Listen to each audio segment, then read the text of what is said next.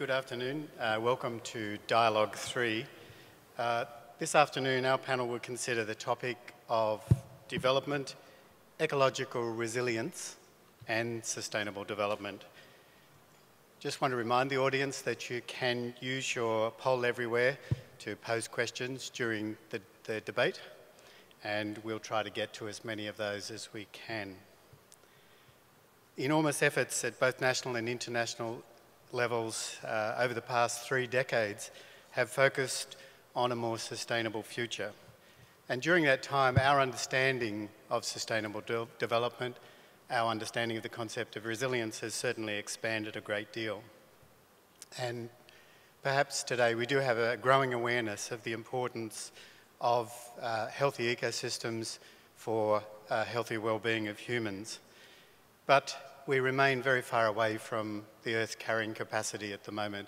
I think the 2012 WWF Living Planet report described us as operating 50% above the capacity of the Earth. So we do continue to see degradation of ecosystems, and we are facing declining per capita availability of forests, fisheries and fresh water, as we heard in the previous dialogue. So today this panel is going to explore some of the challenges we face, and I hope that we will get to some of the possible solutions to those challenges. To set the context of the discussion, we have a very short introductory video.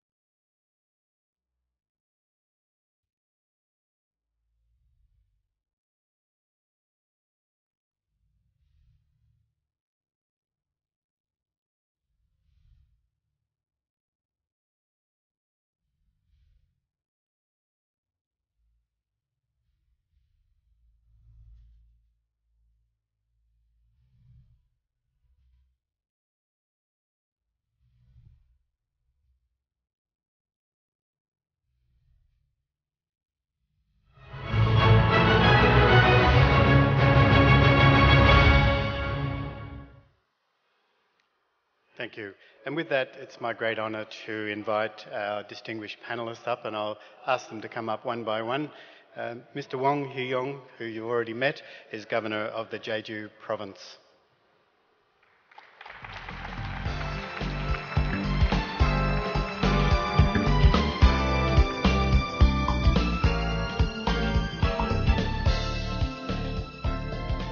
Ms. Inga Anderson is the Director General of IUCN.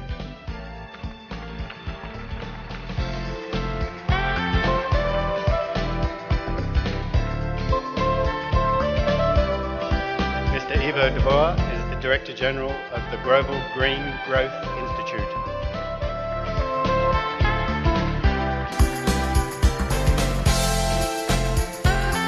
Mr. Mashiko Horie is the Ambassador for Global Environmental Affairs from Japan.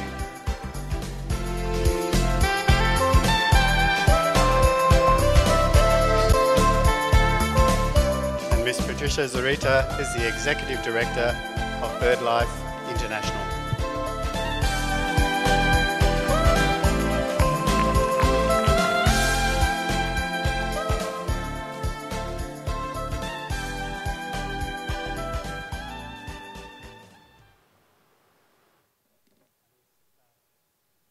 Panelists, we're going to start with 3 minutes, 4 minutes of introduction, and I will ask you to make sure we do keep very short, very precise, to keep it active like the previous dialogue was. Governor, if I could ask you to do the first introduction. 예, 안녕하십니까. 제주도지사 원희룡입니다. 이게 세계 리더스 보전 포럼이 2012년에 있었던 세계 자연보전 총회에 결의사항의 실천으로서 이렇게 열리게 돼서 정말 제주도민들을 대표해서 정말 기쁘게 생각하고요. 많은 책임감을 느낍니다. 특히 제주도는 유네스코에서 지정된 여러 가지의 국제적인 보호지구로서의 책임을 지고 있기 때문에 그것을 이행해 나가는 과정에서 어떤 이 통합된 관리 체계 그리고 자연의 보존과 지속 가능한 개발이 공존할 수 있는 그러한 여러 가지 지표들을 마련해 나가기 위해서 우리 자연보존총회의 결의사항들을 실천하기 위해서 노력을 많이 하고 있습니다. 그런 비전의 연속 선상에서 탄소 없는 섬, 모든 에너지를 신재생 에너지에서 얻고 교통, 주택, 산업 여러 가지들을 모두 새로운 에너지 체제로 바꾸는 그런 아주 야심찬 계획을 추진하고 있기도 합니다. 그러한 제주도민들의 자연보존에 대한 의지와 지속가능한 발전의 추진을 책임지고 있는 입장에서 이렇게 패널로 불러주셔서 역시 책임감을 느끼면서 이 자리에 참석하신 많은 국제기구들의 경험과 제언들을 잘 받아들여서 앞으로 제주도가 모범적인 자연 보전과 지속 가능한 개발의 모범 지역으로 될 수 있도록 더 노력을 하겠습니다. 감사합니다. Inga. Well, thank you. So we're talking about resilient ecosystems and sustainable development.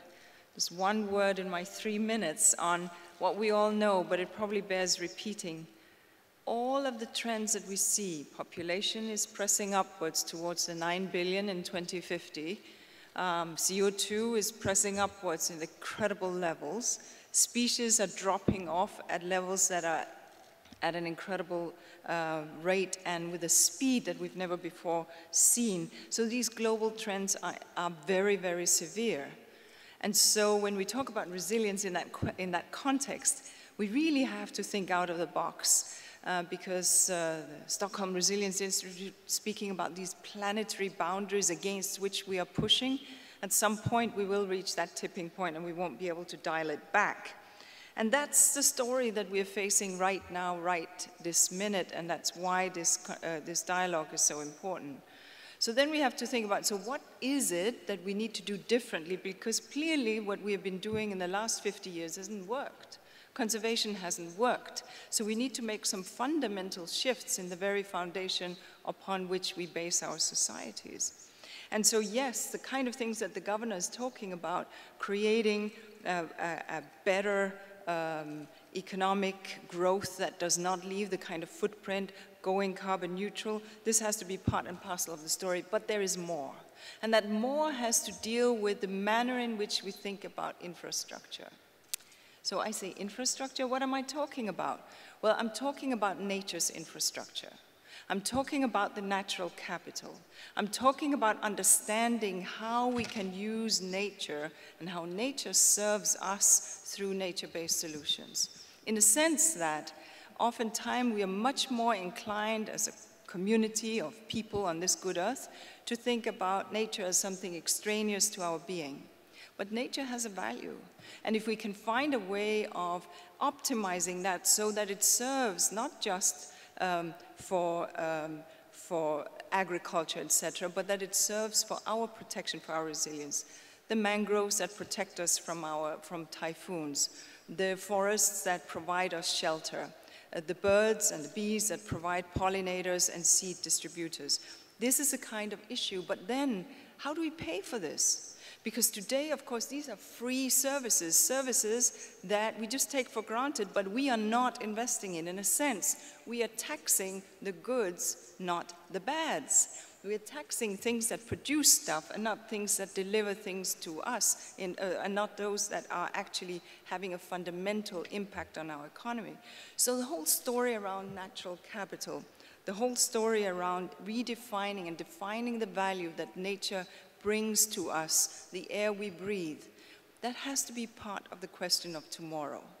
And unless we begin to resolve that, I'm afraid that we are going to sit in rooms where we will all nod and all agree, but we're not necessarily going to take it outside of those rooms. We need to reach into the ministries of finance. We need to reach into business, because after all, that is where the very footprint is made on our earth. So in September, we're going to have the Sustainable Development Goals, hopefully, which will apply to all countries. And from my part, I think it's very critical that we think not just about a box we check, but that we begin to think about rejigging the economy and creating some degree of value of those services so that businesses can see a desire to invest in conservation, and so that states value those free services, the communities value those free services that nature provides. Let me stop here. Thank you. Ivo, I don't think you could have had a better introduction than those first two interventions, because just looking at the title of your institute, it would seem the perfect segue to what you are about to say. Well, thank you very much, and yes, it was the perfect tee-up for what I wanted to say. I think you'll all agree that this has been an absolutely fantastic conference, and there's going to be, as you, Inga, was saying, another important conference in just over 2 months' time in New York to adopt a series of sustainable development goals and the indicators that go with those goals. And those goals and their indicators are going to define what the international community will do on sustainability for decades to come. So in that sense, it's a very, very important moment. It's also an important moment, I think, to begin to think about the concept of value and how we define value differently, perhaps more successfully than we're defining value today. And I want to give you 2 examples. One is a top-down example, and secondly, some bottom-up examples. If I start with the top-down example, and it links very much to what Inga was saying just now, we live in a world at the moment where the economy revolves around companies. And the way that we judge companies, corporates today, is solely and entirely in terms of the financial value that those companies return to their shareholders. We have GDP, we have almost nothing else. So companies are purely judged in terms of the value that they return to shareholders. But those companies are drawing on financial capital, on manufactured capital, on buildings, on roads, on infrastructure, on intellectual capital, on human capital, on social capital, and what we're talking about today, on natural capital. So one of the points for me in terms of the value discussion, and when we come to indicators in Rio, is can we not only look at the financial value that companies generate, but also at the manufactured value, the intellectual capital, the human capital, the social capital, and the natural capital that companies put back into society at the end of the day. Is that impossible? No, it's not. If you look at the stock exchanges of Brazil, of South Africa, of Singapore, of a number of other countries, you already see that in those countries you are required to provide information on sustainability in order to be listed on the stock exchange. And in the United States, of all places, the Security Exchange Commission actually requires companies to report on their exposure to climate risk. So one important opportunity to convey the message differently, I think, in Rio, is to begin to ask companies to present their contribution to society more holistically, also in terms of their impact on natural capital. That's the top-down example. A couple of bottom-up examples from the work that the GGI does.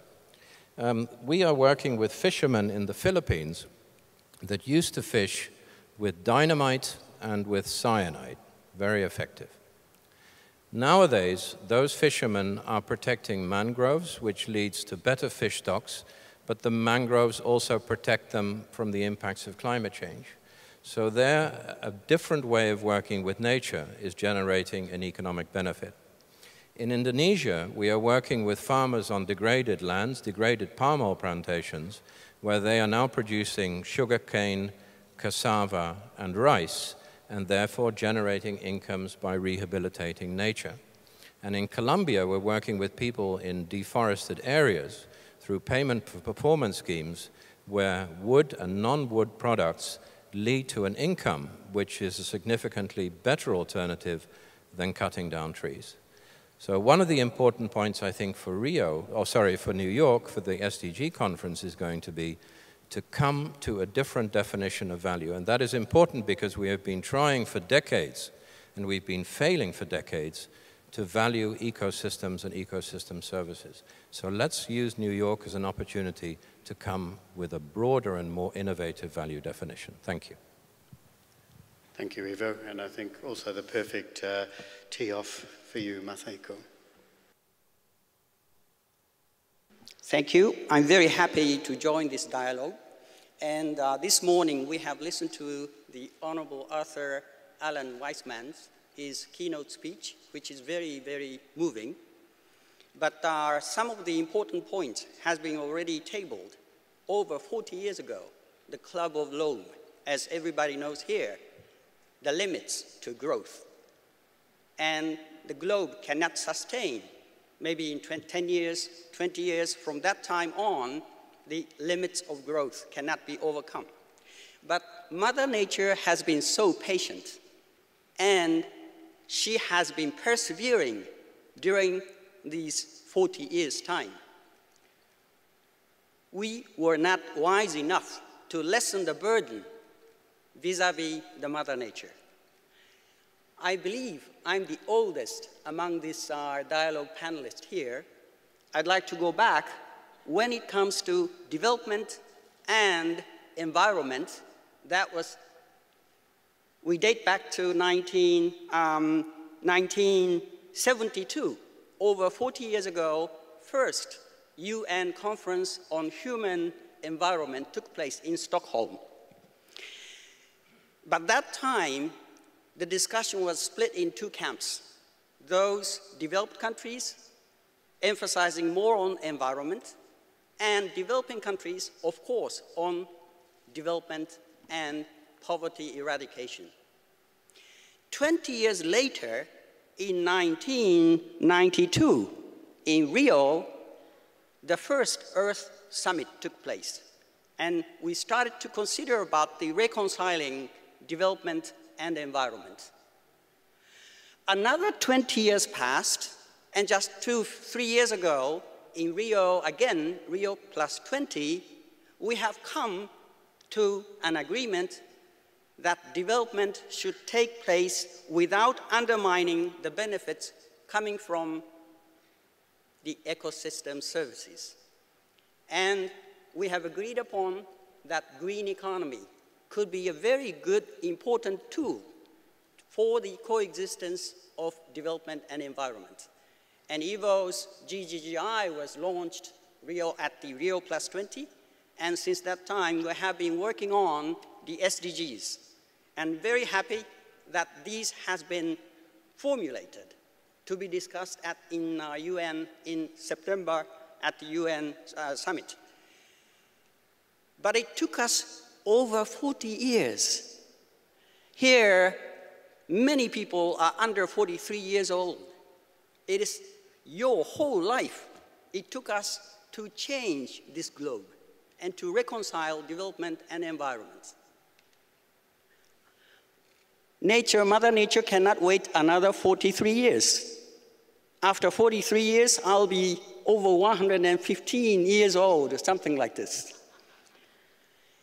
So I'm very happy. One of the most important goals is Goal 15, Bullet 9, which says by 2020, we have to integrate the benefits of biodiversity and ecosystem values into national and local planning, into development processes, and into poverty reduction strategies, and accounting. I hope all the leaders of the world will discuss seriously and vigorously so that this Goal 15, bullet 9, will be really implementable and acceptable agreement, which is very pertinent to our discussion here on this stage. And I hope they will come up to the bold and ambitious global framework under which every one of us, all the stakeholders, will make our efforts. Thank you. And I guess some of us knew that the international system was slightly slow, but 43 years is rather alarming. Patricia. Thank you. As you heard, I'm the CEO of BirdLife International. I don't know how much you know about BirdLife, so let me just give you 2 sentences of what we are.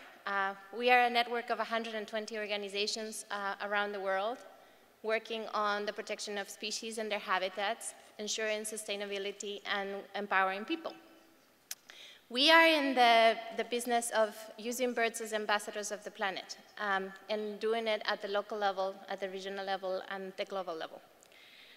Today, I'm just going to follow these great introductions from the perspective of the civil society. We know that biodiversity is absolutely central to the provision of goods and services on which our lives and livelihoods depend on. The variety of living things that provide us with food and water and fuel and support processes such as nutrient cycling and soil formation that underpin our agricultural production and helps us regulate our climate and the water cycle are absolutely critical for our livelihoods and our survival.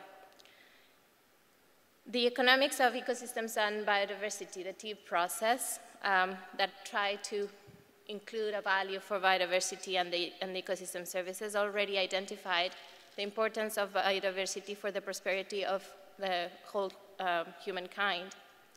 And we may not realize that more than 40% of the world's economy and more than 80% of the needs of the poor are derived from biological resources and the services that ecosystems provide. Degradation of ecosystems is thus resulting in harmful effects for the poor and is contributing to growing inequities and disparities that will create social conflicts. Already we're seeing that the loss of biodiversity is decreasing productivity, resilience, and efficacy of the ecosystems and are increasing the risk of droughts and the spread of disease. And then you have populations that end up migrating and resulting in social conflicts. The protection and the enhancement of biodiversity and the ecosystems is therefore essential. Ultimately, the destruction of natural resources and ecosystem services will threaten us all. Climate change is only exacerbating all these stresses. Healthy biodiverse ecosystems play a vital role in maintaining and increasing resilience to our changing climate and in reducing climate-induced risks and vulnerability. Nature solutions are already recognized as the close link between well-being, livelihoods, and the natural world. There's a growing consensus that we cannot continue to threat the biodiversity and lose so many species, and that we cannot separate biodiversity conservation from the core concerns of society. And you already said this. We will be much more likely to achieve objectives of reducing poverty and improving the health and wealth and security of present and future generations only if we give biodiversity and ecosystem services the priority they deserve. The post-2015 agenda should move away from short-term approaches and focus on long-term development pathways, which will ensure resilience on the Earth's life support systems. We're all talking about the UN General Assembly, and I'm not a difference here.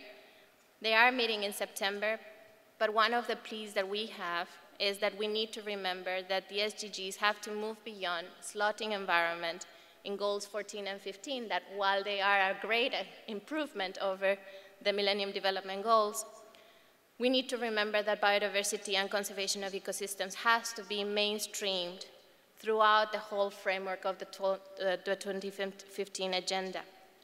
It is a rather difficult task, but it's a crucial one. And I agree, we cannot wait more for 43 years more, and nature cannot keep waiting. So I have 4 key messages. We need healthy ecosystems to ensure proper, safer, and more equitable development. There's no question about that, and we need to keep saying it. The protection of biodiversity will enable ecosystems to adapt to our changing climate and will secure our survival. Mainstreaming conservation of biodiversity is the only way forward. We need to make sure that development decisions keep nature front and center always. And that can only happen if we empower local people. This is not a task of only governments or only scientists or only the private sector. It's a task of all of us, and civil society plays a key role bringing multiple parties together and allowing innovation to happen. The transition to sustainability needs to be driven by social change, coordinated by grassroots organizations, mobilizing transformation in the attitudes and the behaviors of peoples everywhere. We need to change our values and our consumption patterns. We are running out of time, and development depends on resilient and healthy ecosystems. Thank you. Thanks, Patricia. Before we get stuck into the complexities of economic change and how do we speed things up, the topic of this dialogue has two key phrases. One of them is ecosystem resilience. Do one of you want to have a shot at defining what ecosystem resilience means, particularly in the concept of sustainable development? What is ecosystem resilience?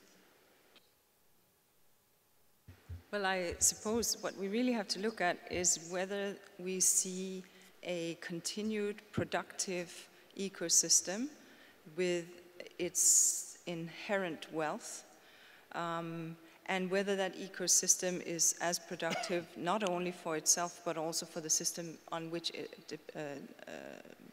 that it depends. So the hydrological cycle is a very much important element as part of the terrestrial cycle, as an example.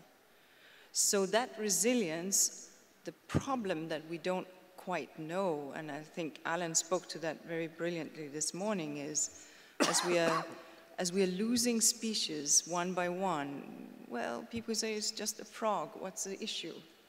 It's just a bird, what's the problem? But it's just that we don't fully understand how that connects with the overall operating of the system. So if you will allow me then to say, and it sort of springs from what people were saying, the development path, there are 13, we have 1.3 billion people who still live in extreme poverty. And this 1.3 billion people have still every right to expect the kind of life that you and I have. So they have expectations. The question is how to fulfill those within the resources and maintaining that ecosystem resilience. So we need to reach a different type of productive cycle and think about technological leapfrogging.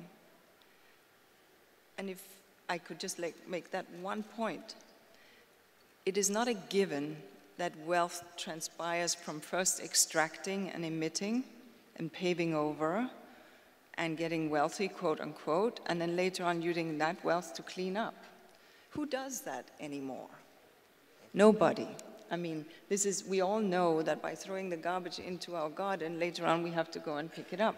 So the issue here has to be about the manner in which we perceive of the development and the way in which we align the incentives.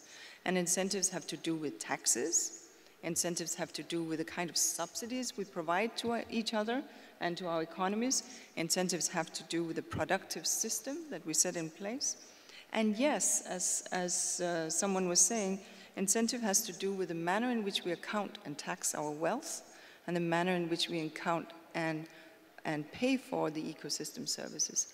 These are the kind of tweaks we need to make to get at resilience. Thanks, Inga. Eva, you wanted to add to this, but while you're doing that, I might also throw you a question that's come in from the floor, is how do you prioritise nature's infrastructure, and I'm going to call it human-made infrastructure rather than man-made, but do your first intervention, and then if you can talk a little bit about how do you set priorities between different asset classes. Just to respond to Inga's point, I think part of the problem is that actually everybody is getting rich and cleaning up later.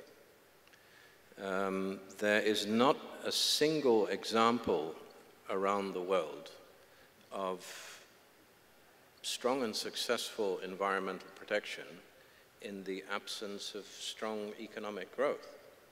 In fact, we very often see that and it goes to the ambassador's point as well, that nations begin worrying about economic growth and poverty eradication, and as they achieve that, they begin to focus more on environmental issues. That's a core part of the problem. And I think the solution lies in coming to a different definition of the value of ecosystems. And that also goes to your question on how do you prioritize infrastructure. The Brundtland Commission in 1992 had a very simple definition of sustainability, which was to meet the needs of current generations without compromising the needs of future generations. And in fact, compromising the needs of future generations is what we're doing all the time. So in terms of infrastructure, I think the challenge is to take a much longer term perspective around infrastructure and recognize long-term benefits as opposed to only short-term benefits. And let me give you a very, very simple example.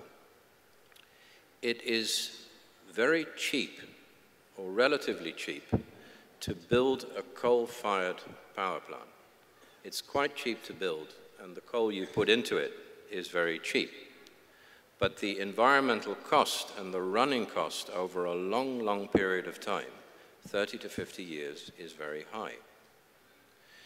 To build wind power or solar power generating capacity requires a huge capital investment up front compared to coal, but the subsequent operating cost and environmental cost is almost zero. The problem with our value definition at the moment is that we only look at the short-term cost and not at the longer-term benefit, which should be in influencing the investment decision, certainly in the case of infrastructure. Thank you. Patricia. Can I jump in on the resilience and then flow into your second question on prioritization that came from the floor? I mean, I think it's very important to understand that resilience relies on the composition of ecosystems and the health of ecosystems and ensuring that these ecosystems are actually built up with all the different species that actually allow them to evolve, survive, and adapt, and provide the services to human populations as well as to the rest of the planet. The problem is, as Inger was saying, how do we know whether one frog less, one plant less, two birds less is actually going to completely tip the ecosystem? And I think this is where science comes in. And BirdLife has been working on 40 years identifying the most important areas for birds and biodiversity, and now we're working with IUCN and a series of other partners to standardize a global currency to identify the key biodiversity areas of the planet.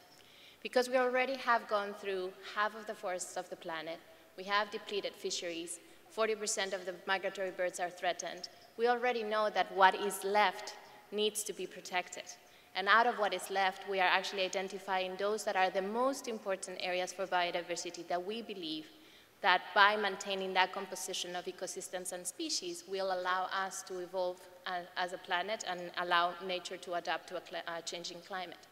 So there are mechanisms, and science is a very important tool to ensure prioritization of conservation. The problem is that when decisions about the next coal mine or the next road or the next bridge or the next wind power farm are made, that information on biodiversity is not taken into account.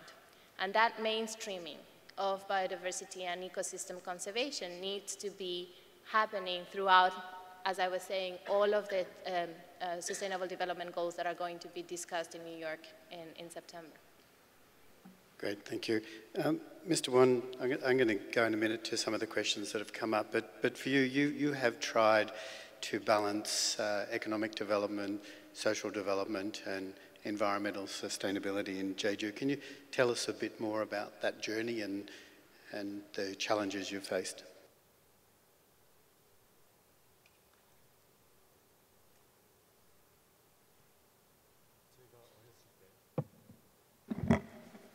예, 제가 아주 어렸을 때, 한 30년, 40년 전은 제주도는 지금의 대부분의 그 가난한 발전도상국들이 겪고 있는 것처럼 정말 그 경제가 많이 낙후되어 있는 가난한 사회였습니다.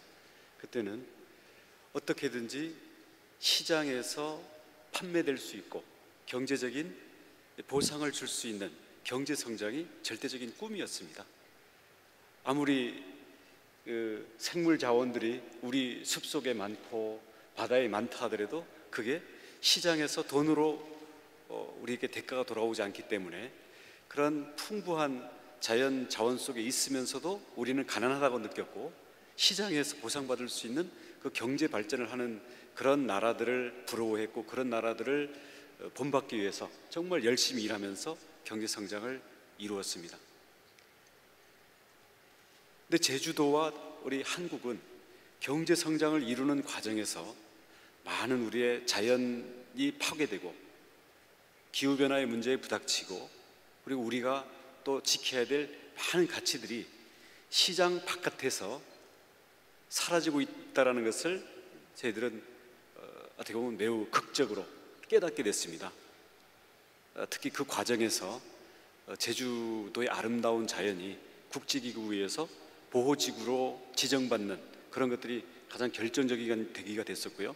지난번에 자연보존 총회라든지 아니면은 이 기후변화에 대한 인류 공통의 문제의식이 높아지면서 이 대한민국이 국가적으로 녹색성장이라는 이러한 글로벌 논의에 적극적으로 참여하게 되면서 제주도민들과 제주도 행정의 어떤 이 지속가능한 발전, 그리고 자연의 회복력, 자연 자본이라는 그런 개념에 대해서 눈뜨고, 대신 저희들은 늦게 눈떴지만 자각을 한순간 실천에 돌입한다는 그런 점에서 자각은 늦었지만 실천은 빨리 하자, 그런 기조로 지금 여러 가지 야심적인 계획들을 진행을 하고 있습니다. 우리 다른 나라들도 마찬가지지만 바로 우리가 이웃하고 있는 거대한 중국, 그리고 이제 동남아시아, 서아시아 이런 많은 나라들도 자, 우리 인류의 편리한 유럽의 문명은, 서구 유럽의 문명은 먹는 물도 해결해주고 에어컨디션도 되고 정말 편리한 여러 가지 사회 인프라들, 그런 것으로 문명의 발전을 이루었는데 우리는 아직 가난을 벗어나고 있지 못한데 우리의 경제 성장의 방법이 제시가 안 되고, 그리고 자연 자원이라는 것도 시장에서 우리에게 돈으로 보상이 되지 않는다면 과연 우리가 여기에 대해서 참여해야 될 그 동기가 무엇이냐. 우리 제주도의 경우에도 지금 예를 들어서 여러 가지 이 생태숲 또는 보호지구로 지정이 됐을 때 주민들의 소득을 올릴 수 있는 방법이 무엇인가, 이런 점들 때문에 아주 근본적인 문제에 부딪히고 있습니다. 하지만 우리 예를 들어서 제주의 지방정부라든가 우리 한국의 그 국가의 정부 같은 경우는 이런 부분을 제도 또는 세금, 보조금 여러 가지 형태를 통해 가지고 규제에 의한, 그러니까 의식적인 규제에 의해서 보상과 어떤 제재를 통해서 이런 정책적인 방향을 유도를 하고 있고요.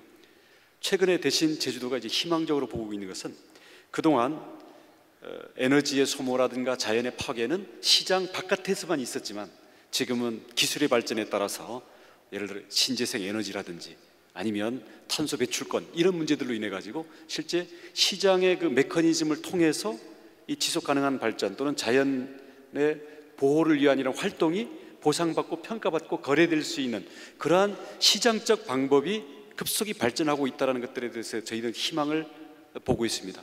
결론적으로 말씀드려서 저희가 단순히 자연이 보호해야 된다라는 의식적 활동만으로 실제로 이것을 현실적으로 그 결과를 만들어내기는 쉽지가 않고요.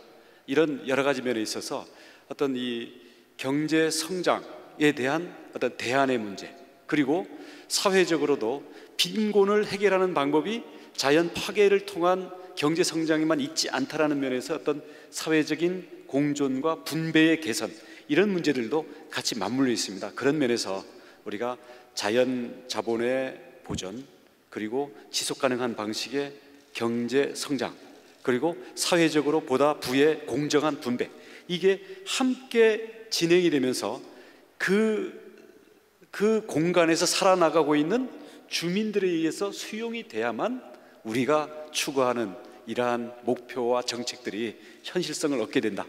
그런 면에서 제주도가 비록 지금 매우 야심적으로 여러 가지 목표를 추구하고 있지만 어려움도 많이 겪고 있습니다. 하지만 이런 과정에서 이런 어떤 우리 국제 기구와의 협력 속에서 이런 제주도민들의 자연 보존에 대한 이러한 노력들, 그리고 녹색 성장을 위한 지속 가능한 새로운 형태의 어떤 경제 성장들, 그리고 사회적인 공존과 조화를 이루기 위한 여러 가지 노력들이 좀 더 많이 격려되고 평가받는다면 이러한 노력들은 더욱더 촉진될 수 있을 거라고 생각을 합니다. Thank you. Mr. Wong, you've put up the flag of hope there. So, Ambassador, I'm going to ask you, as you talked about slow progress, how do we speed up the progress? And particularly there's a question from the audience that's saying, how do we promote innovation for business to engage in nature conservation? Before that, I have to confess that whenever I listen to Honorable Governor Wong Hee-ron, I have been amazed and impressed very much. My wish is I wanted to bring all the governors of Japan here in this arena so that they listen to him and they follow the model of Wong Hee-ron, the governor of Jeju. I said about in September, world leaders are going to discuss about the post-2015 development agenda. We cannot prejudge what will be agreed upon, but we have to be ambitious and optimistic, but nonetheless we have to be realistic. What will be agreed upon, even this goes with a little bit of numerical target, or most of them very narrative and no numerical targets. For instance, 15.9, which I cited, that is without any numerical. That's narrative.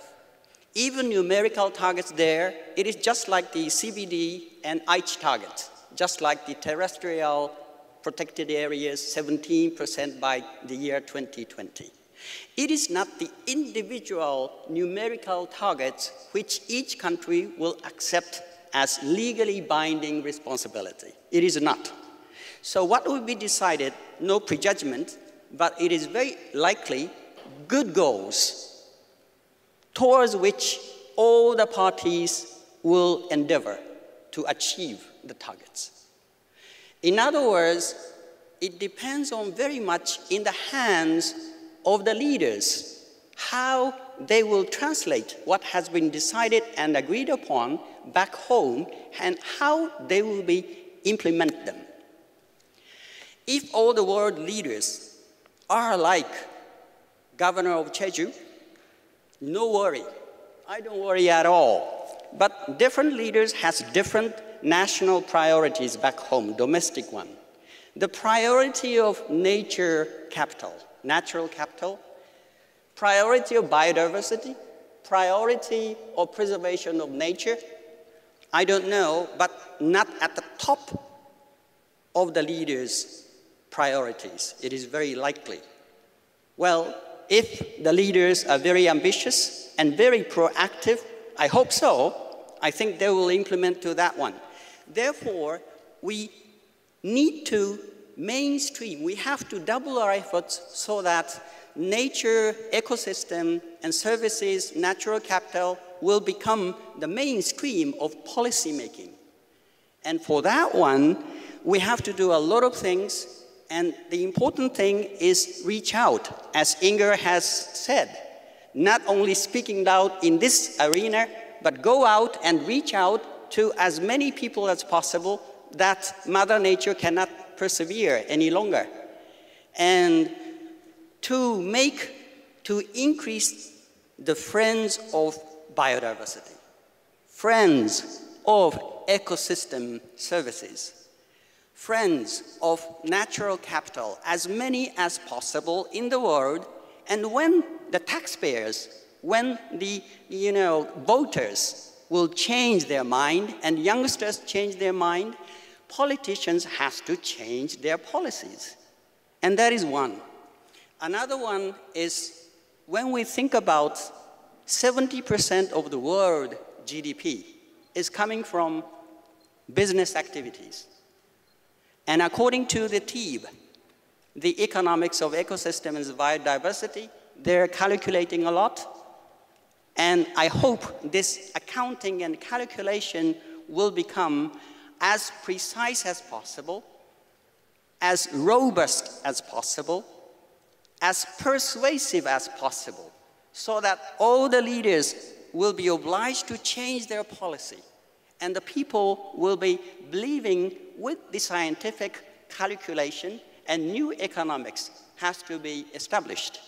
And according to their calculation, for instance, world top 3,000 enterprises, their diseconomy, their emitting burdens vis-à-vis nature accounts 3.2% of the world GDP. That is over 2.15 trillion US dollars. So in other words, Ivo has spoken about the, how to change the business new model. That is very important in that sense. And from that point of view, this economy, which enterprises has been causing, has to be interiorized by each enterprises. And this is according to the GGI's, Ivo's recommendation, and so on. And this new economic model has to take place here and there all over the world.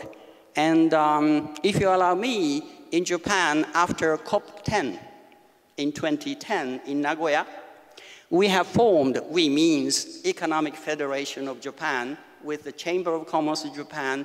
They have formed, started business and biodiversity partnership. And today, over 500 enterprises are there.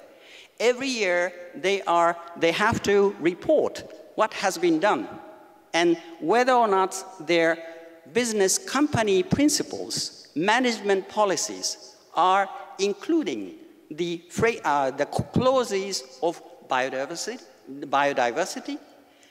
clauses of natural capital or not, and we are taking the statistics each year. And the percentage of including this biodiversity importance and natural capital and so on has been increasing year after year. And they report to the Central Secretariat all the efforts, what they have done.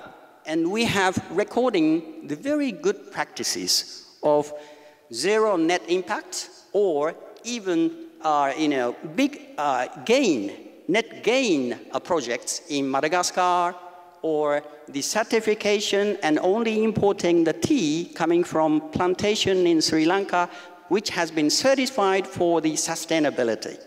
And all these, together with all the consumers, will be oriented to be more favoring all these companies, which has been very, very active in the biodiversity conservation.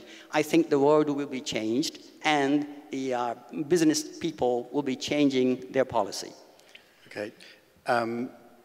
Couple of things. So there's a couple of questions about climate change, which I'm not going to come to just yet, but I'm going to ask the panel to think about, if you had one message to give to the next COP, what would it be? And that has to be one sentence, not a long response, just your brief message to COP. I'm not going to ask the question now, I just want you to think about it for a while, because I'm going to stick with the business arena. And Eva, I'm going to ask you to respond a bit about that, but then come to you, Inga.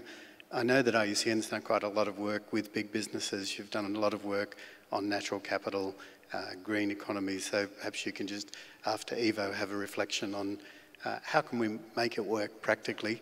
And I will ask you to try and keep your answers a little bit short, because there's lots of questions starting to come in, so it makes it a bit more lively for the audience. Eva. Well, I think to answer your question on how to accelerate and answer the question on climate and answer the question you just asked in 2 words, the 2 words are proper pricing. I have no desire to tell you how many children you can have, how many cars you can have, how often you fly on holiday, how hot you run your bath, or how cold you turn your air conditioning. That is your business. What I would not like to see you do, or see myself do, is pass the cost of your behavior on to society.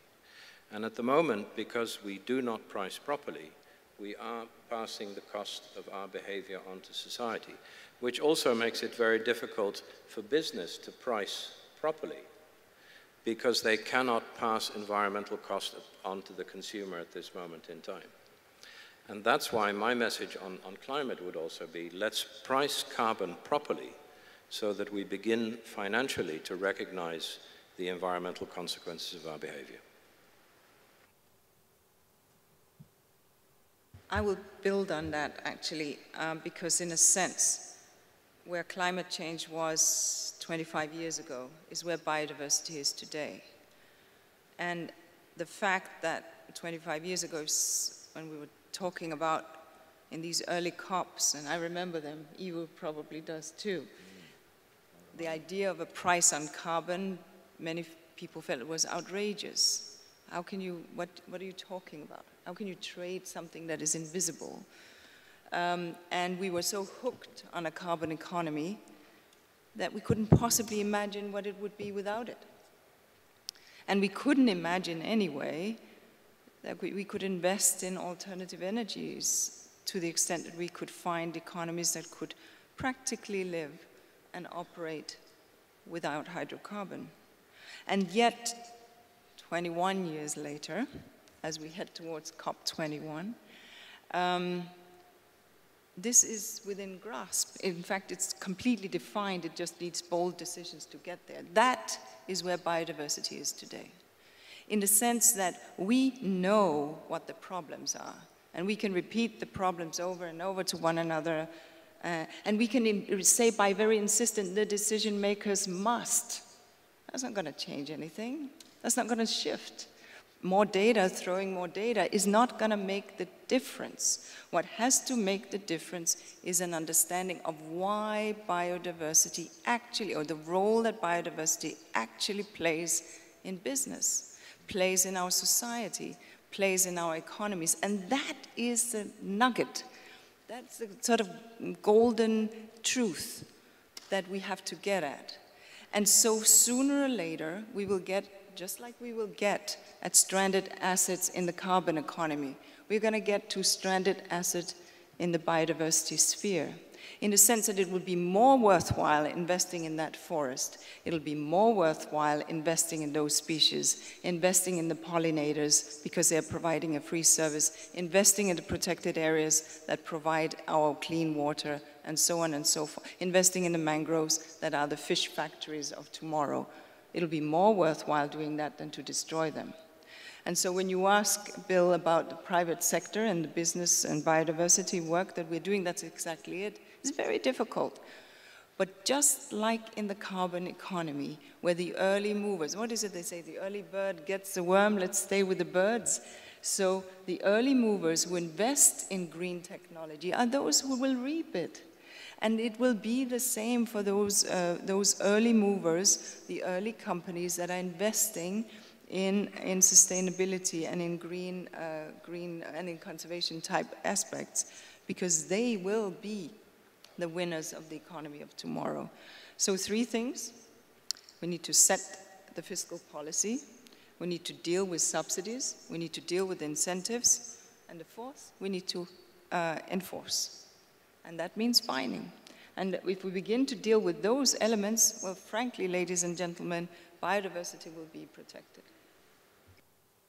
Thanks. Patricia, the NGO movement overall in the last 10, 15 years there's been a sea change from not dealing with private sector to trying to embrace them. Can you perhaps give us some of your experience of changes you may feel that are coming with business and private sector? I think it goes back to what Inger was saying and identifying what are those benefits for private sector of investing in enterprises that are actually protecting natural capital and having, as the ambassador was saying, net positive impact. It's not only about having net and not net negative, but it's actually going beyond and going into net positive. We have had a couple of experiences with, the bad guys. We had partnered with Rio Tinto, for example, and we have an extraordinary project in Madagascar that resulted in the creation of the biggest wetland protected area in Madagascar just a couple of months ago. And it is on the outskirts of a big footprint of a mine that Rio Tinto manages, and Rio Tinto has made the commitment of not only making sure that it's implementing the best practices in the mine, but it's also helping conserve key wetland and forest areas in Madagascar. So the possibilities are there. The Business and Biodiversity Initiative that the CBD launched in 2010 is starting to pick up. Mexico next year is going to see a lot of that. We are working with the CBD in India and Brazil and Mexico and looking into opportunities of bringing together multiple companies from different industries to really make a commitment to biodiversity and seeing how their compound impact can actually have a net positive impact. In addition to working with individual companies within industries to make sure that they actually have not only a commitment to no damage, but a commitment to net positive. And they are seeing the benefits out of it. And Ivo was saying this in his initial presentation. In the minute that these values are actually reflected in the stock markets, then they actually understand that they need to start committing to it. So it's an element of, yes, legislation and policy and enforcement, absolutely, and looking into proper incentives and taxes. But it's also an element of innovation and looking into what are those new ways of doing business that can incorporate both the interest of the private sector, the interest of nature, the interest of people, and enabling, as I said, I think to me, I keep saying this, the gel of all of this is local solutions at the local level that can have global impact. And you reach that by empowering local people. So one of the market mechanisms that was meant to help bring about that convergence of interest was carbon pricing. Ivo, there's a question from the audience that about carbon pricing has substantially declined since introduced, and suggesting that it's now too low to create incentives, like the type you talked about, coal-fired power stations versus solar power. What's the lessons from a market pricing system that so far hasn't probably achieved its full optimal potential?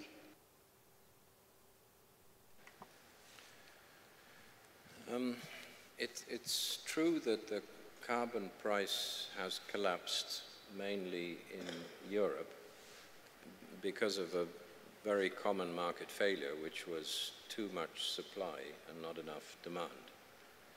So I think that the solution on carbon pricing is to create more demand, which will push up the price. And the way you create demand is by adopting very ambitious targets in Paris at the end of this year. We have the infrastructure because actually, significant parts of the United States, around California, the Western Climate Initiative, on the other side of the United States, the Regional Greenhouse Gas Initiative, linked to Canada, you're seeing emissions trading. The infrastructure is there in Europe, it's there in many other countries as well, including China, which is beginning to experiment in 9 provinces with carbon trading. The problem is a lack of demand in the marketplace, and the best way to create that demand, to put a price on carbon, is by adopting ambitious targets in Paris. Ambassador, perhaps you want to add to that? UNFCCC's Kyoto mechanism, one of the reasons of the not functioning well is it took too long time until each, application will be processed over 1.5 years very often. And at the same time, very, very precise but meticulous way of checking it. And the companies do not know whether that will be accepted or not. And that is one thing. So we are proposing new, which is more acceptable, crediting system, which will be, eventually would be the kind of carbon, crediting system. And regarding COP21, one word you are asking us, My way of thinking is after I agreeing all the having said by the other colleagues, that will be technological innovation for the carbon CO2 emission wise, and at the same time based on the innovations based on the clean energy and energy efficiency. These are very, very important because we have already bid farewell to Kyoto Protocol. Not yet, but as a mechanism, it has not been accepted by all. And it is only dividing the developed countries and developing countries. Developing countries, including India, China, and so on, rising economies, they had no responsibility to reduce as a legally binding responsibility. We have been proposing the INDC. I think Korean government did already a few days ago. Japan will be doing maybe in 2 weeks' time and so on. But all these INDCs towards 2030, I'm sure, unfortunately, we cannot achieve the target of reducing and containing the increase of the global temperature under below 2 degrees Celsius. Ambition gap between what will be proposed voluntarily by all the member states and the target of the below 2 degrees Celsius, big gap. How can we fill this gap? For the time being, we have to double our efforts for the new technology, new innovation based on clean energy, and that will be one of the ways to reduce to sizable extent of the CO2 emissions.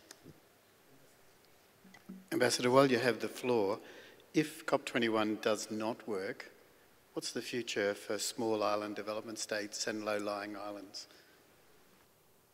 Well, that is very, very serious and gloomy picture, and that is the reason why SIDS, small island states, they have been speaking loudly and they are screaming that our land is under the water. And already 48 centimeters has been submerged during the last 100 years. And another 50 and 100 years, another 50 centimeters or so. It means there are small island states which altitude is only 2 meters high. Nauru, Kiribati, and the Mauritius, and so on. They will be under the water more than half of their island. So if we do not succeed in agreeing in Paris, COP21, new framework agreement to which all the parties of the UNFCCC will join and start endeavoring to reduce CO2s as much as possible. Thank you. Patricia, I'm going to ask you for your one sentence, what you would say to COP21. Maybe you sort of already covered that a little bit, but I'm also going to ask you a question from the floor, which is completely different to what we've just been talking about. There's a question that's saying we've been too focused on species and habitats when we should be looking at ecosystem functioning. Do you agree with that? I'm not sure I agree with that. Because I think it is, when you think about biodiversity, biodiversity is not either species or habitats or ecosystem functions. In reality, biodiversity is everything. Biodiversity is life. So when you actually look into, and this is one of the things that people have criticized BirdLife for a lot, saying you're too focused on the birds. And the reality is that what we are doing is really using birds, as I said before, as the ambassadors for the planet. They're just telling us how bad the mudfloods are, or how well the nesting areas in the Arctic are, or how well the fishing stocks are, because they are either thriving or starving. So I think when we are thinking about biodiversity and we're thinking about ecosystems, we have to move away from only thinking that nature is here for us. Nature is here for the planet, and we need a healthy and stable planet, and for that, biodiversity needs to be looked at to different scales, from species to habitat to ecosystems and their functions. So again, going back to, I think it was Dialogue 2 or one when we were thinking and talking about looking at nature holistically and comprehensively. Now, going into Paris, one sentence. I would love a global agreement with targets that are clear and achievable. Since that seems not to be what we are going to be getting, to the minimum what we should get is regional agreements. Regional agreements that enable the market to function, because I think while the market collapsed in Europe because of excess of supply, the reality was also that the conditions were not there to provide more demand. If the market would have, if the policies would have been there, if the agreement would have been in place, if the targets would have been there for people to comply, then the demand would have been behind. So we need to have, what I would love to see out of Paris is very concrete, at least regional agreements that enable this market to happen, and for that excess of supply of carbon credits that are there already, to mobilize the market and start reducing emissions, so then we can actually take care not only of small island states, but also of adaptation and start moving forward. Thank you. I'm going to take us back for a little while, back to markets, and several of you talked about how markets operate or don't operate effectively, and particularly markets are not paying the real price of their products. But equally, if we forced a real price on many markets, markets would probably struggle to pay those prices. Is one of the mechanisms to at least expand out national accounts so they're quantifying the ecosystem services that come off natural systems? So, because at the moment most national accounts just look at GDP. So they quantify things in terms of dollars, they promote things in terms of capital gain in dollars, but that's not showing the real price of what we do. So I don't know whether Inga or Ivo or Ambassador or Mr. Wan, whether any of you would like to take up a challenge. Should we go into looking at restructuring national accounts? No, thank you. In my past life, I was deeply involved in this, and in fact together with colleagues, we created something called Wealth Accounting and Valuation of Ecosystem Services, which is a fairly large initiative involving 12 countries from the north and from the south. It's been going on now for some 6 years, and precisely it looks at national accounts, working with the treasuries as well as the national statistical departments, trying to get to the issue of wealth accounting for the nation state as well as for the evaluation of ecosystem services. This is very difficult. So let's not pretend that it is easy. And anyone who has worked with statistics will know how complex normal statistics are. Try to value the service of the birds that provide the spreading of the seeds, or etc. But having said that, and I've sort of alluded to it in my previous interventions, yes, on the one hand, beginning to understand the total value that nations hold, even if it is an abstract, will begin to then also have a sense of what the loss of those services mean to the wealth of that nation. The wealth of nations is not just the capital that we count, but also the natural capital. And that's the sort of issue that I have been trying to insist at here. So yes, this has to be done, and a number of countries are trying to do it. And for IUCN, part of what we have been engaging with on the SDGs with the UN Statistical Department is exactly this. We are the holders, together with many others, and the created by many, but we are the holders of the red list of threatened species. And that was the underlying element for this, for identifying one of the Millennium Development Goals, part of the goal on environmental sustainability. Now the question is, looking ahead, how does one begin to get at those parameters within the SDGs? And so trying to figure out what can, the kind of data that is available within, from UNEP, from ourselves, from people like BirdLife and everywhere else, how can that begin to create a sense of that wealth at the global scale? And then the opposite side of that would be, what is the cost of environmental degradation?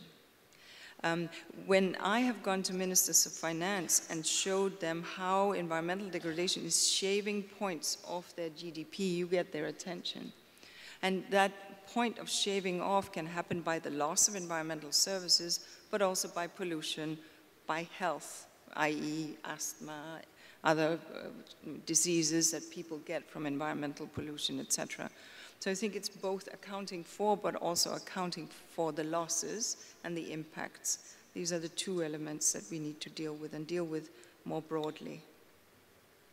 Thank you. And Eva, in your response, could you perhaps just do your last wrap up, because we're into the last 12 or 13 minutes, and then we'll just go around the panel and finish up with you, Governor. So. Okay, just to build on the very important point was that Inga was making. There are probably, I mean, you talk, Bill, about expensive. Is being green too expensive? I'm translating freely for poorer people in society. There are lots of Koreans in this room, but probably very few Koreans in this room know that bad air quality in Korea is costing you 9% of your GDP because of early deaths, because of asthma, because of poor air quality. Now, when you calculate the price of fossil fuels, generally you don't look at the associated health cost. So it's all a matter of how you define expensive. Do you just look at the price of the fuel, or do you look at the associated health cost of burning it? And I think what we're all saying on the panel is that we should look at costs more holistically. Then I was fascinated at a nature conservation conference to hear you, Inga, say, the early bird catches the worm, which is true. But the flip side is that the early worm gets caught.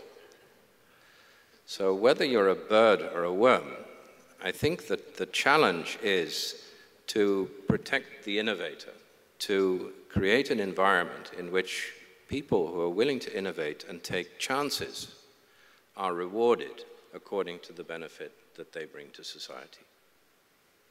Thank you. And Ambassador, the short finalization and your take-home message. I talked about the diseconomy which has been caused by the 3,000 world companies as up to 2.15 trillion US dollars, which is equal to 3.5% of the world GDP. If we look at from the other side, the revenues coming from nature is the majority, or the main part is for the poor people. In other words, nature's, what shall I say, value. Nature itself is the GDP of the poor people, or the economy of their revenues of the poor. So nature has to be preserved. And we have to, what shall I say, make the poor people better. I think here's the key to have the coexistence between the nature and development. That's one thing. Another thing I'd like to say is WCC, which took place here in Jeju, in this arena, I believe, will be taking place in Hawaii next year. I think this is a very good sign. And the reason why Hawaii has been taken, is one of the reasons is because President Obama backed up very strongly. And USA, I'm sorry, not the party of Kyoto Protocol. She's not the party of CBD, and so on.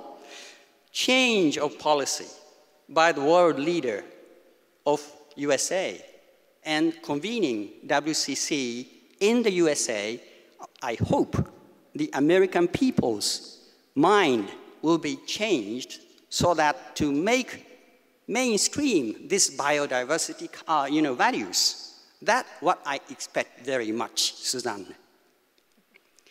Last point I'd like to say is I have been amazed, really, the leadership by the Korean government. And this is not the flattering. This is the sincere compliments. And as a Japanese ambassador, I have been amazed by the leaders of Korea towards environment, towards biodiversity values, not only in Jeju, the country-wise. And Japan is also making efforts. After COP10 in Nagoya, we have been endeavoring a lot towards the achievement of the target of Aichi targets, 20 targets.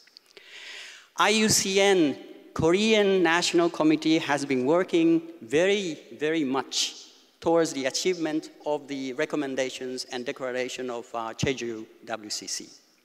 Japanese IUCN National Committee has been endeavoring to achieve the Aichi target. We are a little bit different angle, but towards the same, target, same objective. President Yang Soo-bae of IUCN Korea proposed just yesterday, why don't we have the annual or regular meeting between IUCN Korea and IUCN Japan? So I responded right away, very good proposal, always Korean leadership. And I said, I will convey the message to the president of Japanese IUCNJ already last night, and he's very much interested in. And I hope we will be able to realize this. And Yang Soo-bae, Yang Bae-soo, we agreed upon that let's invite Chinese IUCN working groups. And we would like to form a sort of tripartite, triangular partnership and cooperation, including towards the biodiversity and environmental conservation, including this natural capital and the value of ecosystem services, and so on. Thank you. Thank you very much. We should congratulate the Republic of Korea and hope and pray that they continue to show that great leadership that has been shown. Patricia. So very quickly, just to finish, I am an economist by training, and I went to do economics precisely because I wanted to understand what was the value of nature and wrote my thesis on ecosystem services. And I fear that while I think that the WAVES process and the T process are very, very good efforts, we're still in the process of trying to find out those great numbers. And to me, the linchpin that is missing is how do we translate those numbers from the accounting systems into the right pricing that we were talking about? How do we translate those values into real market prices on the day-to-day of any product that is on the marketplace? And I think part of the solution is looking into governance and legislation and ensuring that while we are looking for the perfect numbers, we have the right backing of and the protection of nature through strong legislation, but also legislation that is enabling innovation and is enabling civil society to participate, and it's enabling civil society to innovate with private sector and produce solutions. So going back to the point that I made at the beginning, it's about mainstreaming biodiversity and remembering that biodiversity is a problem of all, and that only by getting innovation and civil society participation will make it happen. Thank you. Inge, have you got a last comment? Well, if I were to make a last comment, I would just say that it takes all of the above. I mean, it's a sort of cheap shot, but look, this is not an either or. It is not a, we have to understand that we need to get at value. We need to get an agreement, because only with an agreement will we get at value. We need to understand the statistics, because only by getting the statistics can we drive the taxes. We need to understand that grassroots action matter, because only by, so all of these are interconnected. It's not one against the other. We have to understand that all of this works, but it doesn't work if we're talking to each other. It doesn't work at all if everyone in this room agrees. That's not enough. And so we need to work much more outside our community than inside our community. That will be the issue. And many of these agreements, the SDGs, etc., none of these are legally binding. And nor will they be. And so the question is, how do we make sure that people demand, that the taxpayer demands, that the voter demands, that the public demand, that the media enforces, that the media informs, and that the government enforces. These are the kind of sort of flows that we need to bring together. And I hope that this forum will help in that regard. And I hope that the WCC will help in that regard, and COPs, etc.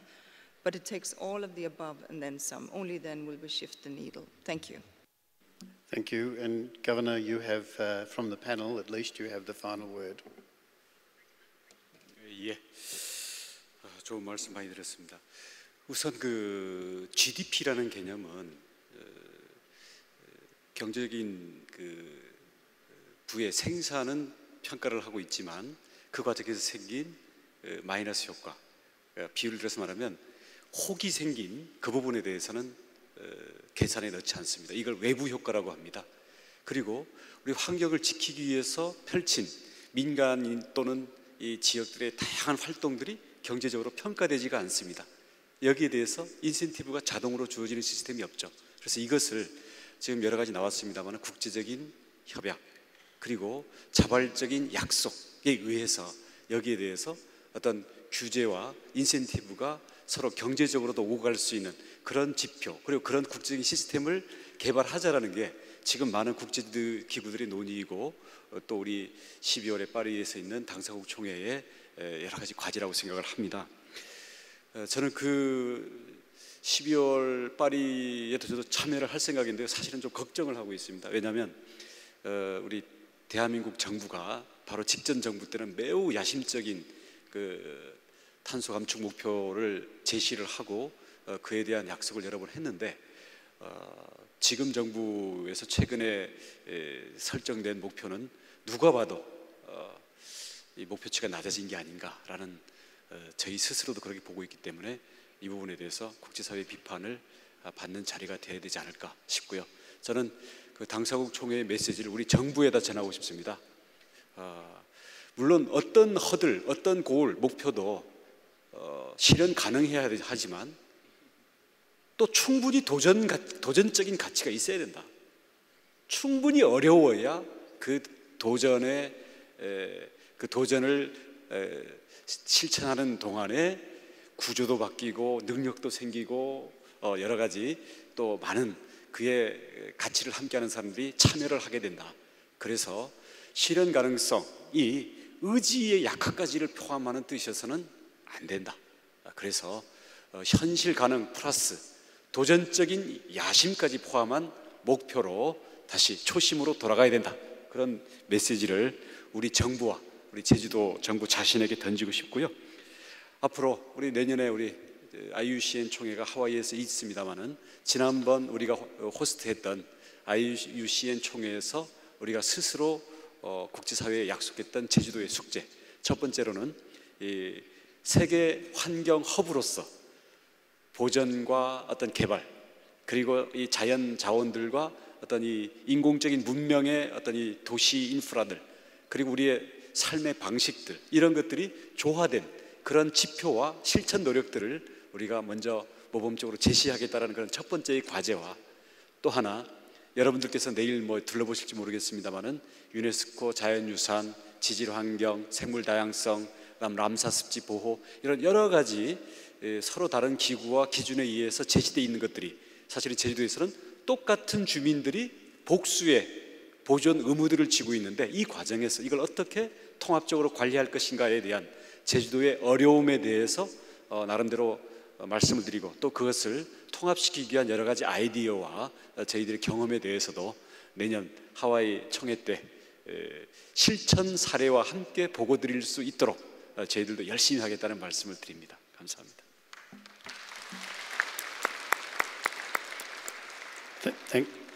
Thank you, Governor, and I'd also like to thank the audience and for the great questions that you sent in. We tried to get through many of them. I think, at least from my perspective, it was very refreshing to have a panel that largely focused on solutions, because we often have panels that focus on problems and challenges, and we had some good balance here today. I'm not going to attempt to wrap up, because you do get to hear from me again in the closing ceremony, where I'll make a few comments about this panel, but I ask the audience, please join with me in thanking our wonderful panellists.